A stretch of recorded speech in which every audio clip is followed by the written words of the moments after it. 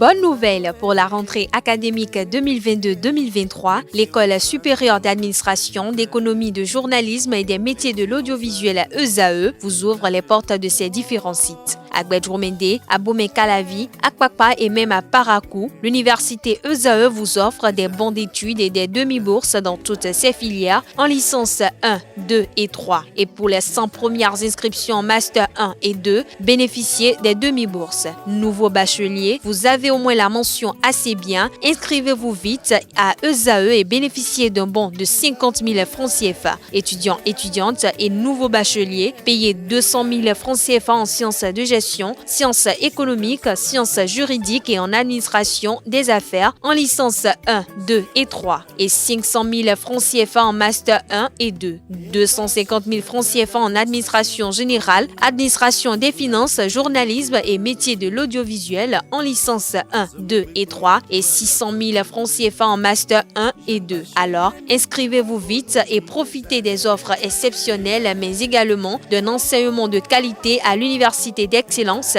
ESAE. Infoline 90 93 65 21 ou le 98 98 14 00. ESAE, l'excellence à un nom. Bonjour à nouveau, chers amis internautes. Le quotidien béninois d'information générale et d'analyse, l'informateur publie ce matin en manchette: Cour constitutionnelle, le visage de la prochaine mandature. Un total de 7 personnalités, dont 4 désignées par l'Assemblée nationale et 3 par le président de la République, 3 magistrats de renom et d'expérience, 2 juristes de haut niveau, professeurs et ou praticiens de droit et 2 personnalités de réputation. Des détails sur le nouveau visage de la prochaine mandature de la Cour constitutionnelle à la page 3 de la livraison de ce mardi de l'Informateur. Toujours à la une de l'Informateur de ce 23 mai 2023. Palais de la présidence de la République, ce que Patrice Talon a dit à Brou est à retrouver à la page 4. Assise nationale sur la démographie, de nouvelles précisions apportées par le porte-parole du gouvernement et secrétaire général adjoint du dit gouvernement, Wilfried Léandre Rungwedi, retrouvé ses propos retranscrits à la page 5. Pour violence et voie de fait, au tribunal d'Abomey-Calavi, un homme traduit sa femme en justice. L'oreille droite de la une de ce matin de l'Informateur invite ses fidèles lecteurs à découvrir dans les colonnes de sa parution les articles rédigés par les étudiants en formation de journalisme à l'École supérieure d'administration, d'économie, de journalisme et des métiers de l'audiovisuel ESAE. Le quotidien de service public publie ce matin en manchette: lutte contre le terrorisme dans l'intimité des soldats au front. Un dossier vous est publié aux pages 2 et 3. Toujours à la une du quotidien de service public ce matin, le gouverneur de la BCEAO à propos de la situation économique du Bénin: nous sommes satisfaits des performances du pays. Toujours à la une du quotidien de service public ce matin, pour un impact positif dans les communautés, l'UNICEF outille son 17 coordonnateurs U-Report Bénin. Des détails sur l'article et cette initiative louable à la page 11 de la parution ce matin du quotidien national d'information.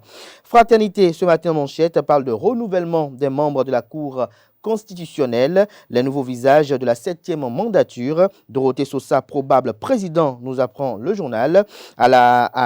Au décompte à 100%, ils ont été tous balayés. En clair, aucun des membres de la 6e mandature de la Cour constitutionnelle ne figure dans la liste de la 7e mandature, alors qu'ils avaient tous la possibilité de voir renouveler leur mandat. La surprise générale, ni le bureau de l'Assemblée nationale, ni le président de la République n'a cru devoir accorder de nouveau sa confiance à l'un des sages sortant de la haute juridiction. Retrouvez la suite de l'article du journal dans les colonnes de sa parution de ce matin.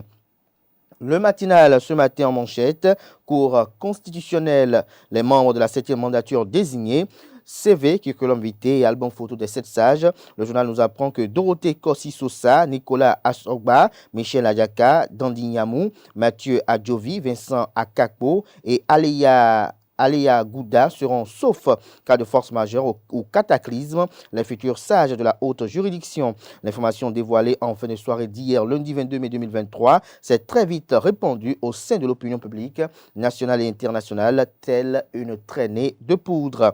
Toujours à la une de Le Matinal de ce mardi matin, mise en œuvre du projet SWID, une mission d'appui de la Banque mondiale au Bénin. Toujours à la une de Le Matinal du jour, assemblée annuelle de la BID en Arabie Saoudite, le Bénin marque les esprits à Jeddah. Matin libre ce matin en manchette, promotion de hauts cadres à des fonctions politiques, Tokpanou Sosa, surprenante coïncidence s'exclame le journal. Des détails sur l'article du journal à la page 3 de sa livraison de ce matin. Toujours à la une de Matin libre de ce matin, Cour constitutionnelle, aucun membre reconduit, un désaveu pour Azaki Amouda et compagnie, s'interroge le confrère. Les 7 nouveaux sages, Dorothée Sosa probable président, annonce le confrère. Bénin, pourquoi un collège de l'immobilier? La réponse à cette interrogation est à retrouver à la page 3 de la livraison du jour de Matin libre. Le Béninois libéré, collé à l'actualité, parle ce matin de la présidentielle de 2026, du sort du président Patrice Talon, un gros problème en vue, 2 solutions difficiles. Comment gérer la cacophonie des ambitions personnelles dans son propre camp? Le Canard illustre son titre avec 8 photos. Vous avez Olivier Bokor, vous avez Joseph Diogwenou, vous avez le ministre d'État de l'économie et des finances, Romuald Ouadaï, vous avez le conseiller spécial du chef de l'État, Johannes Dayon, vous avez le ministre des Sports, Oswald Meki, le maire de la ville de Cotonou et président de l'Association nationale des communes du Benelux, Setondi Atropo, le ministre des Mines, Samseidou Adambi, et le premier vice-président de l'Assemblée nationale, Barthélémy Kassa. Retrouvez l'article analytique à la page 3 de la parution ce matin du journal qui publie l'album photo des 7 prochains membres de la Cour constitutionnelle. Toujours à la une de Le Béninois libéré de ce matin, arrêté à Lomé pour escroquerie, l'Orex à Diavon se bat de ses griffes. Toujours à la une de Le Béninois libéré de ce matin, Criette lutte contre le terrorisme, plus de 746 détenus de 9 nationalités en prison. Infomatin à la une ce matin, création tous azimuts de mouvements de soutien à Olivier Bokor, le principal concerné reste droit dans ses bottes. Le quotidien Le Grand Regard publie ce matin en manchette pour Rekia Madougou et Joël Frédéric Aïvo, des cris, des chants, des prières et pourtant, depuis l'arrestation de Rekia Madougou et de Joël Frédéric Aïvo, dans le cadre des événements malheureux liés à l'élection présidentielle de 2021, des actions s'enchaînent pour réclamer leur libération et le retour des exilés dits politiques. Des cris, des chants et des prières sont de temps en temps élevés à l'endroit du chef de l'État Patrice Talon, surtout dans la commune de Parakou. Mais jusque-là, ces actions de l'opposition béninoise semblent avoir l'effet de l'eau versée sur le dos du canard. Rien pour le moment n'augure l'accomplissement des vœux du Parti Les Démocrates qu'on retrouve au cœur de ces actions. Retrouvez la suite de l'article du journal à la page 2 de sa parution de ce matin. Arrêté au Togo pour le compte du Burkina Faso, le Béninois Lorex Gabriel Ajavon se prie de son arrestation. Le pays émergent ce matin en manchette, conseil communal de Parakou. Qu'est-ce qui bloque l'installation du nouveau premier adjoint au maire en remplacement du député Charles Tokor? La famille bloc républicain divisée autour d'un choix idéal, nous apprend le confrère. Le coopérant ce matin à sa une vit des institutions de la République.